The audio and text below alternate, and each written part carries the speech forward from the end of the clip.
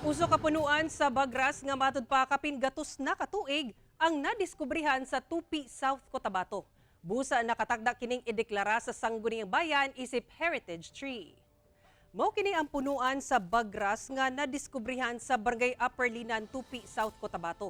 Agaw atensyon kini sa Protected Area Management Office sa Provincial Environment and Natural Resources Office Conpenro, South Cotabato, dihang nagtrekking sila sa mga lugar tungod sa 302 centimeters nga gidak-on ini ug 40 meters nga gitas-on.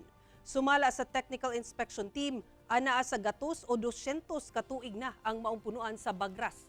Base sa research sa Philippine medicinal plants, antibacterial ug anti-cataract ang dahon ug oil sa Bagras. Bisan wala kini nalakip sa National List of Threatened Philippine Plants, importante ang preservation ug conservation niini. Gani nakatakda kining ideklara isip heritage tree sa sangguniang bayan sa Tupi.